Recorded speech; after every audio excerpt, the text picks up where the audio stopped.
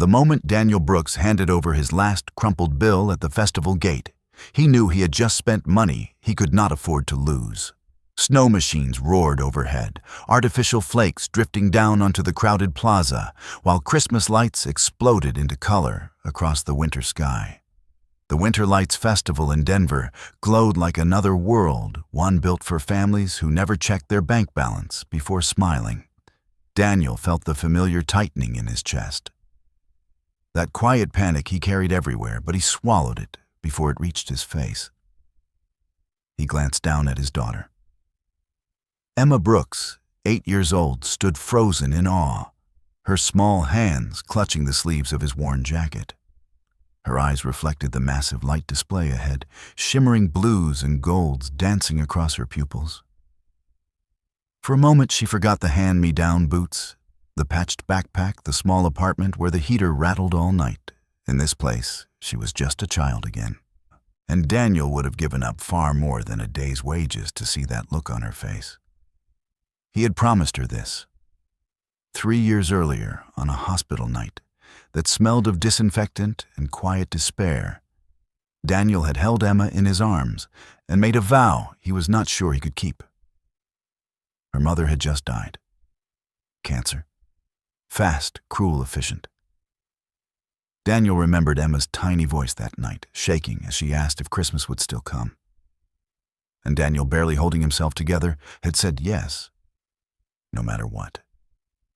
Christmas would always feel like magic. Since then, magic had been expensive. Daniel worked as an independent electrical repairman, picking up short contracts, emergency calls, anything that paid cash fast. Some weeks were good. Many were not.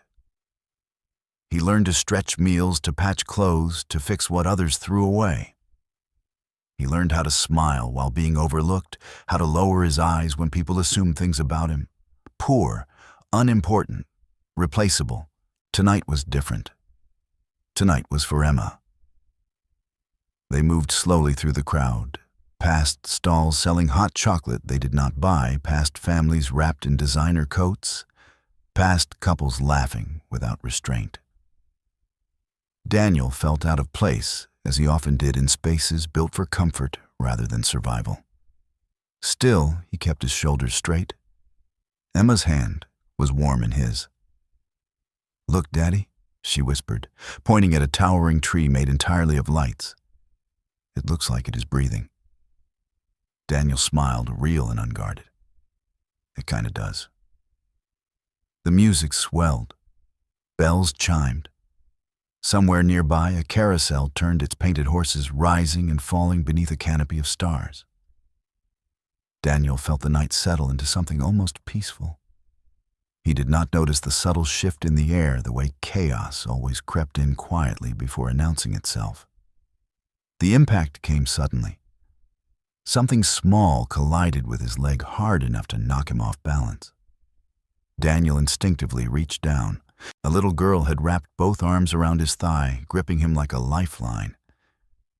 She could not have been more than 6. Her body shook violently, sobs tearing out of her chest, as if she had been holding them in for too long. Hey, it is okay," Daniel said, dropping to one knee. The girl did not look up. Her face pressed into his jeans, tears soaking the fabric.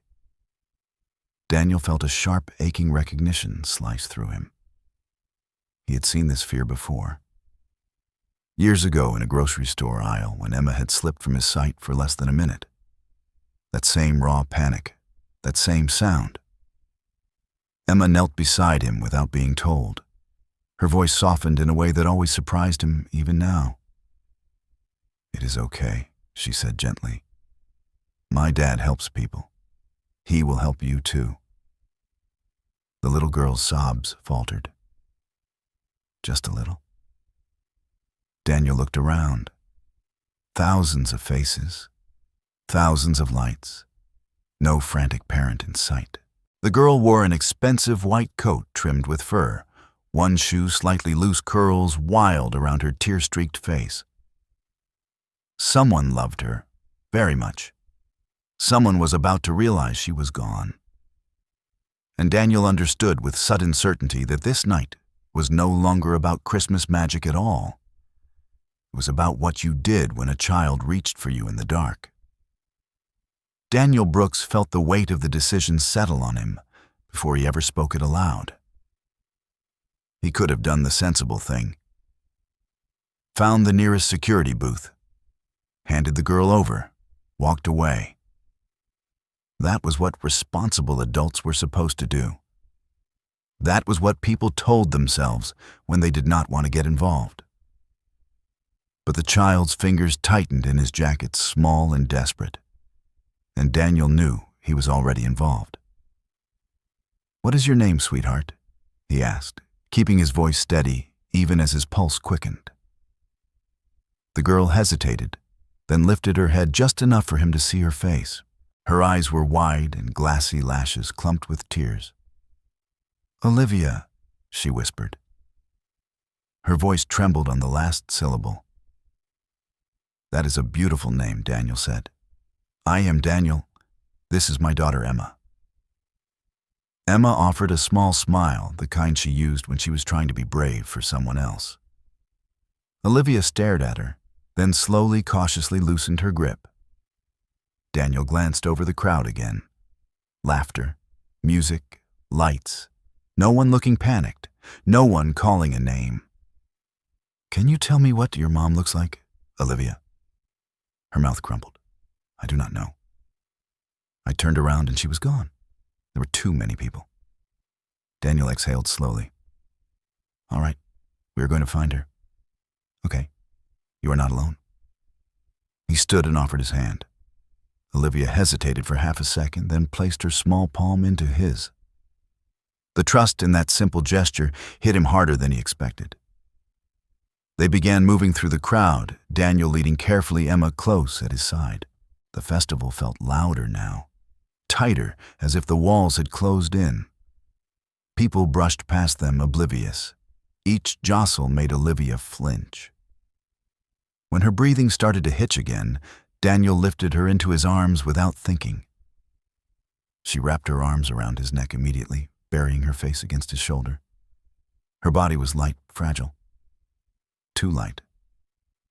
Emma looked up at him. "Daddy?" she asked quietly. "Are we doing the right thing?" Daniel met her eyes. "Always." They reached the security station after several long minutes. It was shaped like a gingerbread house, cheerful and ridiculous, completely at odds with the tension spilling out of its doors. Parents stood in lined faces, pale phones clenched in shaking hands. A whiteboard listed descriptions of missing children. Too many. A security officer finally waved them forward. "Lost child," she said automatically. "Found," Daniel replied. "Her name is Olivia." The officer typed quickly, frowning. "We do not have a report yet." Daniel felt his stomach drop. "What do you mean?" "It means her mother has not realized she is missing," the officer said, rubbing her temple. "Or she has not made it here yet. We are overwhelmed tonight. Best thing you can do is stay visible in a central location." Parents usually retrace their steps. Daniel nodded slowly. He understood the math of chaos. Too many people, not enough help. They stepped back into the cold. Olivia stirred in his arms. "Where's my mommy?" she whispered. "We are going to help her find you," Emma said quickly. "Right, Daddy." Daniel scanned the plaza. Then he saw it. The carousel. Bright, central, impossible to miss. "That is where we will go," he said. "If she is looking, she will see us." They took a spot near the entrance beneath an arch of glowing lights. Daniel set Olivia down, but kept a hand on her shoulder. She leaned into him, watching the painted horses rise and fall. Her breathing slowed. Emma began pointing things out. "That one looks like a princess horse. That one is tired. That one wants a nap." Olivia smiled faintly. The first smile of the night. Daniel lifted her onto his shoulders so she could see over the crowd. She laughed softly, gripping his hair, and for a moment She forgot she was lost. Somewhere else in the festival, a woman was realizing her daughter was gone, and the world for her was about to stop. Victoria Reynolds noticed the silence first. Not the festive silence filled with music and laughter, but the wrong kind. The kind that crawled up your spine before your mind caught up. She ended her phone call mid-sentence, irritation already forming, and turned back to the space beside her. Olivia was gone. For one breathless second, Victoria simply stared. The crowd surged around her lights, flashing snow drifting down like a cruel joke. Olivia had been right there, holding her hand, asking about the reindeer display. Victoria's chest tightened.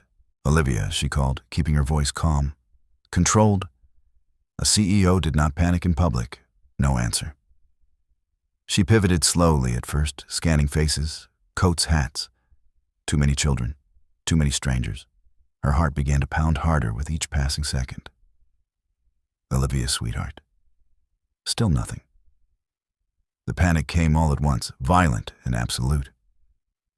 Victoria pushed forward, ignoring apologies, ignoring glares. She dropped to her knees to peer beneath benches, stood again, spun in circles. Her mind screamed accusations at itself. 30 seconds. That was all it had taken. 30 seconds to answer a call about a delayed donor transfer, about numbers that suddenly meant nothing. She grabbed her phone, fingers shaking, and dialed her head of security. Find her. Now. 6 years old. White coat. Dark curls. As she moved, memories assaulted her without mercy. Late nights, missed dinners, promises postponed. She had told herself she would make it up to Olivia someday. After the next deal, after the next quarter, after things settled. Things never settled. Across the plaza, Daniel Brooks adjusted his stance as Olivia shifted on his shoulders. He felt her small hands relax her laughter, drifting down to him like something fragile and precious.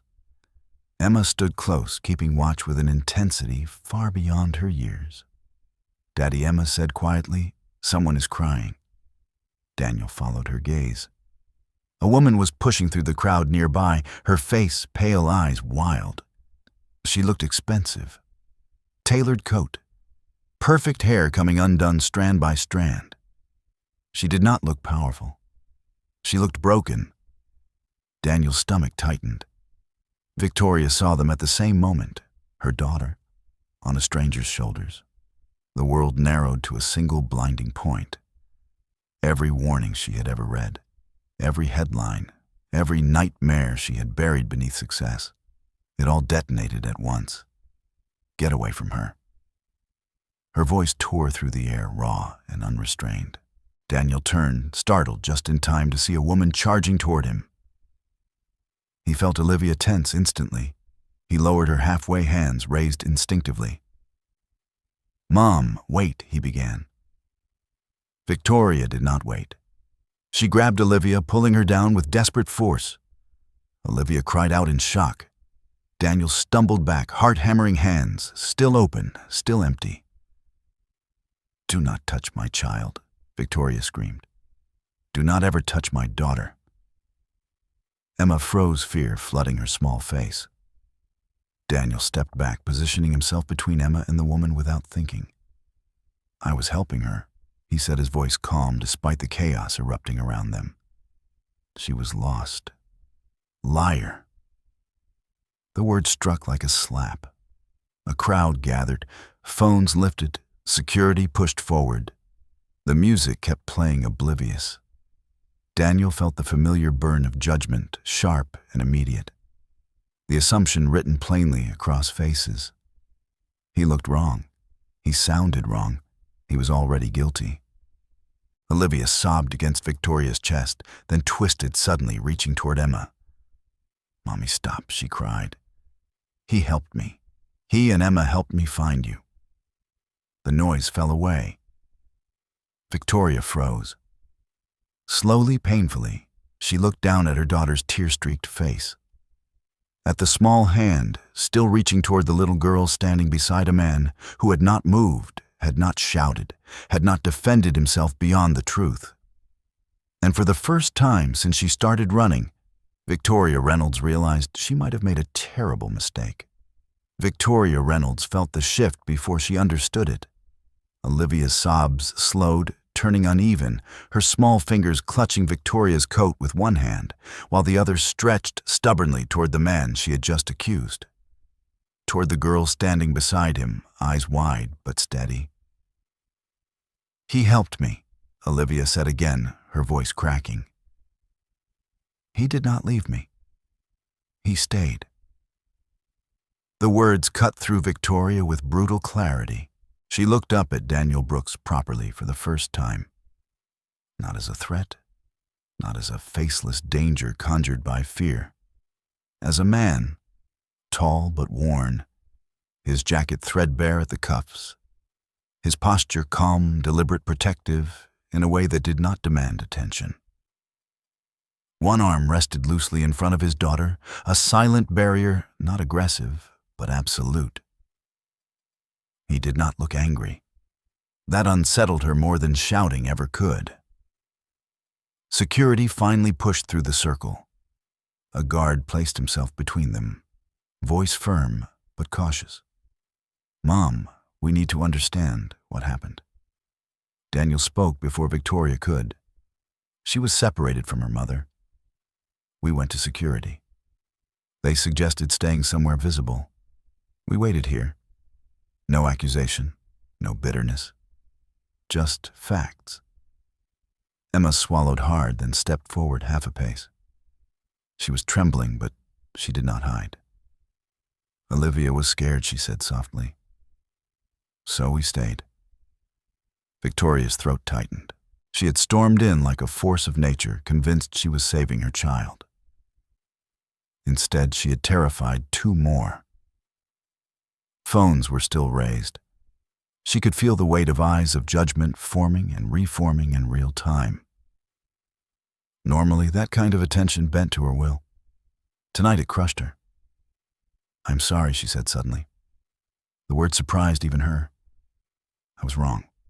Her voice faltered. "I was afraid."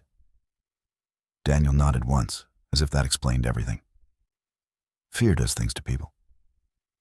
That simple sentence broke something open inside her. She pulled Olivia closer, pressing her cheek to her daughter's hair, breathing her in like oxygen. Then, without trusting herself to say anything else, she turned and walked away. Security forming a tight wall around them. She did not look back. If she had, she would have seen Daniel kneel in front of Emma, murmuring reassurances, his hand steady on her shoulder. She would have seen Olivia glance over Victoria's arm eyes, searching for one last look. In the private donor lounge, away from the noise, Victoria finally collapsed into a chair. Olivia curled into her lap, exhausted, clinging. Victoria stared at the wall, replaying the scene again and again. The accusation, the fear in Emma's eyes, the calm in Daniel's voice. She had been powerful her entire adult life.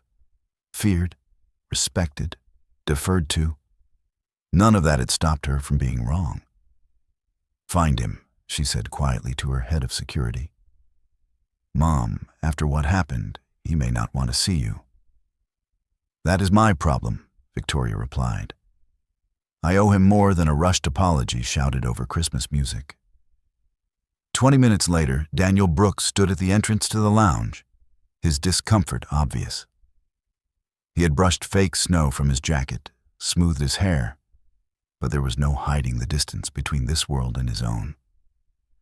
Victoria rose when she saw him. "Thank you for coming," she said, "for trusting me enough to do that." Daniel inclined his head. "My daughter wanted to make sure Olivia was okay." Emma peeked out from behind him. Olivia smiled shyly back. Victoria took a breath, steadying herself. "I accused you of something unforgivable," she said. "In front of your child. In public. I cannot undo that. But I can say this clearly. I am sorry." And this time the words did not shake. Victoria Reynolds had expected many things in her life: resistance, anger, even quiet resentment. What she had not expected was the way Daniel Brooks listened to her apology without interruption, without judgment, and without the faintest hint of triumph. Emma stood close to him, her small hand gripping the edge of his jacket. Olivia lingered near Victoria's side eyes, darting between Emma and Daniel, torn between comfort and curiosity. The room felt too still, as if everyone inside was holding their breath. "You did not have to come," Victoria said again, softer now. "I know trust is not something easily repaired." Daniel looked down at Emma before answering. She wanted to make sure her friend was all right. Friend. The word landed gently but firmly, reshaping the moment. Victoria followed his gaze. Emma's fear had faded, replaced by something cautious but open. Olivia took one step forward, then another, until she stood directly in front of Emma. "Do you want to see the lights upstairs?" Olivia asked quietly. "There's a window where you can see everything." Emma looked up at her father, silently asking permission. Daniel nodded once. The girls disappeared hand in hand, leaving the two adults facing each other across a low table filled with untouched refreshments. Victoria gestured toward a chair. "Please." Daniel sat posture straight but relaxed. He did not fidget. He did not glance around. He did not look impressed. That unsettled her more than the accusation earlier. "I want to make this right," Victoria said. "I know an apology is not enough." Daniel studied her for a moment. "You do not owe us anything." "That is where you are wrong," she replied. "You stayed with my child when you did not have to. You kept her safe. That matters." She reached into her purse and placed an envelope on the table between them. Thick, deliberate. Daniel did not touch it. Victoria continued, choosing her words carefully. "This is not charity. It is gratitude. Help with school, with winter expenses, whatever you need." Daniel's jaw tightened almost imperceptibly. "I appreciate the thought," he said. "But no." Victoria blinked. No one said no to her. Not like this. Not without hesitation or apology. "I am not refusing because I am proud," Daniel added. "I am refusing because my daughter needs to see something." He glanced toward the doorway where the girls had gone. "She needs to see that doing the right thing does not always come with a reward. That kindness is not a transaction." Victoria felt something shift deep in her chest. An uncomfortable realization pressed against her ribs. In her world, everything was a transaction. "Then let me ask you something else," she said quietly. "Why did you help her? Truly?" Daniel did not answer immediately. His gaze drifted unfocused to a place far from the lounge. "Because she was scared," he said finally. "And because one day Emma might be the one who is lost." Victoria swallowed. The silence stretched, but it was no longer tense. It was thoughtful. A laugh echoed faintly from above. The girls were running now. Victoria stood. "There is a small playground on the upper terrace. Private, secure. They like it." Daniel hesitated, then nodded. As they walked together toward the stairs, Victoria realized something that unsettled her more than fear ever had. For the first time in years, she was standing beside someone who could not be bought, could not be intimidated, and did not need her power. And somehow that made him the most powerful person in the room. The terrace air was colder, cleaner, stripped of music and spectacle. Snow settled lightly on the glass railing. As the private playground came into view, softly lit, almost hidden from the rest of the festival. Emma and Olivia raced ahead, their laughter echoing into the night, unburdened, as if fear had never touched them at all. Daniel watched them for a moment, his shoulders finally easing. Victoria stood beside him, hands clasped tightly in front of her coat. In the distance, fireworks cracked faintly against the sky, but here everything felt quieter, real. "They are already inseparable," Victoria said. "Olivia does not open up easily. She's been lonely for a long time." Daniel nodded. "Emma too. We move a lot. Work follows whoever answers the phone fastest." Victoria hesitated, then spoke with care. "Olivia attends a private school. Very selective.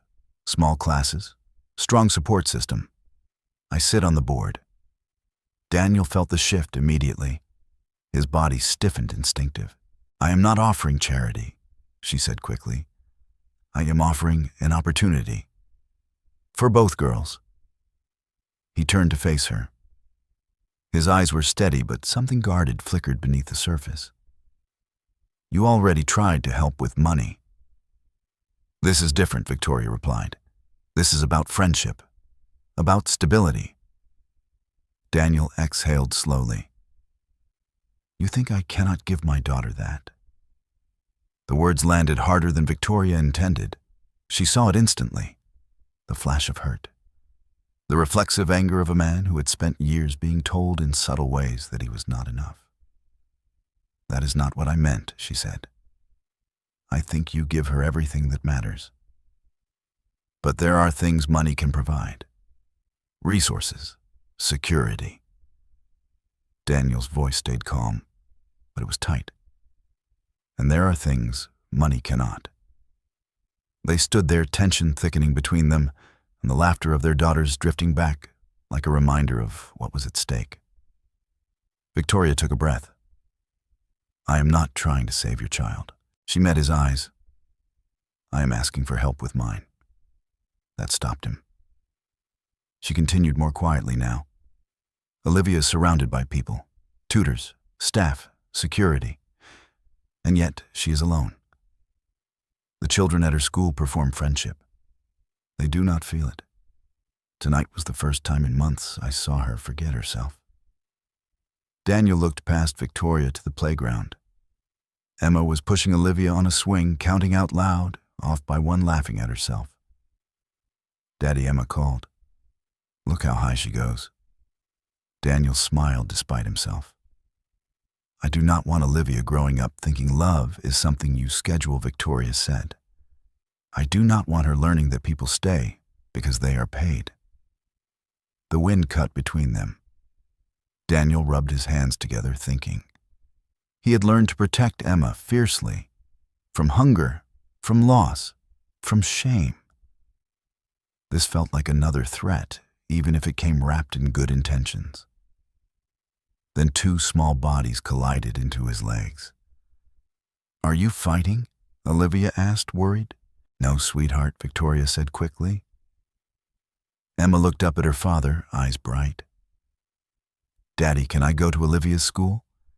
She says they have a science lab and horses." Daniel laughed under his breath. Horses. He knelt, bringing himself to Emma's level. "Maybe," he said gently. "We will talk about it." He straightened and met Victoria's gaze. "I will consider it. That is all I can promise." "Not yes," she said softly. "But not no. That is right." And in that narrow space between them, something fragile but honest took root. The fireworks began without warning, sudden blooms of color tearing open the winter sky. Gold fractured into silver. Red dissolved into white. The crowd below gasped as one, but on the terrace Daniel barely noticed. Emma had fallen asleep against his shoulder, her breath warm through the collar of his jacket. Her small body was heavy with trust, the kind that came only when a child believed completely that nothing bad could happen while her father was near. Daniel adjusted his grip, careful not to wake her. Victoria stood a few steps away, phone pressed to her ear, issuing clipped instructions to someone on her security team. Even now, even tonight, the machine around her never fully stopped. When she ended the call, she hesitated before turning back to him. "She looks exhausted," Victoria said quietly.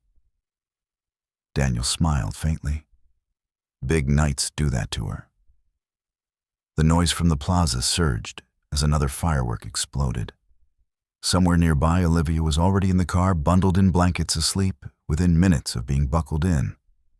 Victoria had watched her through the window longer than necessary, as if afraid she might vanish again.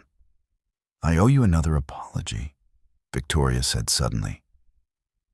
Daniel looked at her surprised. "For the school conversation. I pushed too hard. I made it sound like something it was not." Daniel shifted Emma slightly. "I got defensive. I heard charity where you meant something else." They stood in silence for a moment, the air between them no longer sharp, but still careful. "My wife used to say something," Daniel continued. "She said she would rather drown than admit she needed a lifeguard."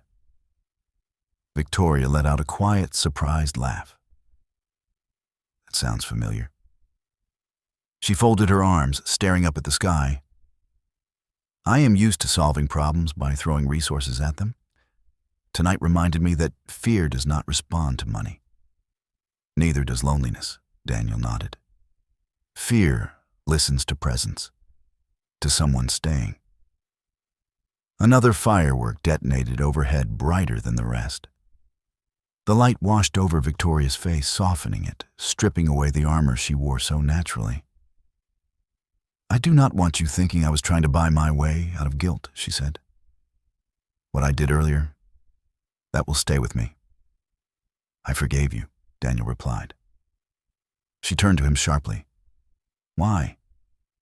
"Because you were scared for your child." He met her eyes. "I would have done the same." The words hit her harder than accusation ever could. Victoria blinked, then looked away quickly, grateful for the darkness. "Thank you," she said, "for seeing me as more than what I am on paper." "That is all anyone wants," Daniel said. "To be seen." The final firework burst white and silver, cascading slowly before fading into smoke. Applause rolled through the plaza. The night exhaled. Victoria took a breath, steadying herself. "Come for Christmas dinner." Daniel frowned slightly. "What?" "No event.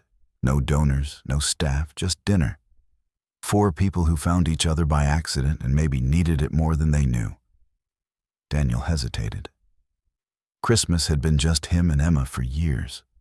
Quiet, controlled, safe. Tonight had already shattered his sense of predictable.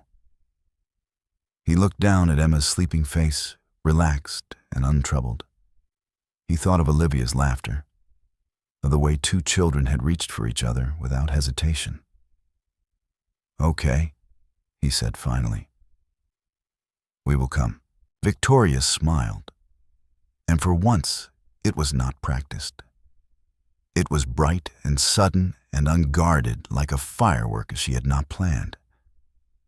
And in that moment, both of them understood that something had already changed. Christmas morning arrived quietly, wrapped in fresh snow and pale sunlight that softened the sharp edges of the world. Victoria Reynolds stood in her kitchen before dawn, sleeves rolled up, hair loose, hands dusted with flour. No assistants hovered nearby. No schedule dictated her movements. For the first time in years, the house felt lived in rather than displayed.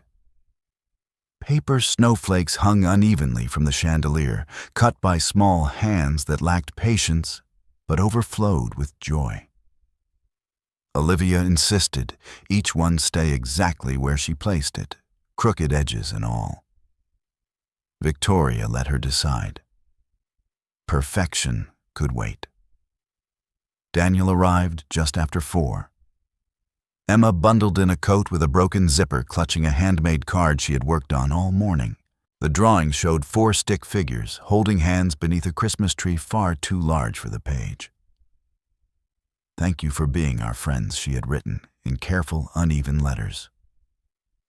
Olivia squealed when she saw her dragging Emma away before coats were even removed. Their laughter echoed up the staircase, light and unrestrained. Daniel watched them go, something warm loosening in his chest.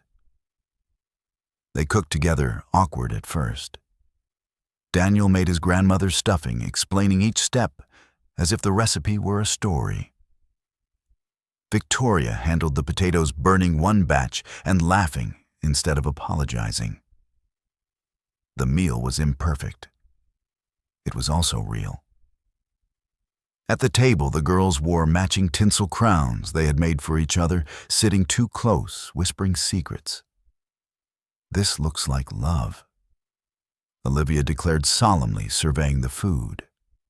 Daniel and Victoria shared a glance and smiled. Later, by the fire, gifts were exchanged. Olivia presented Daniel with a bracelet woven from thread beads spelling hero. It was uneven and fragile. He slid it onto his wrist like it was priceless.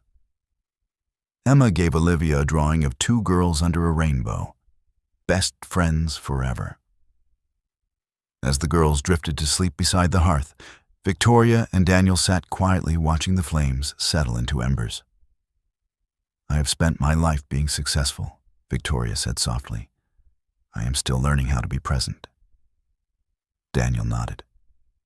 "Being there is not loud. It is just choosing to stay." She looked at him, then really looked. Not as a stranger from a crowd, not as a man judged by appearances, but as someone who had shown up when it mattered. "What happens after today?" she asked.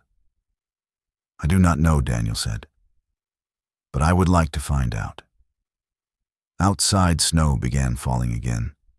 Inside, four hearts rested in fragile alignment.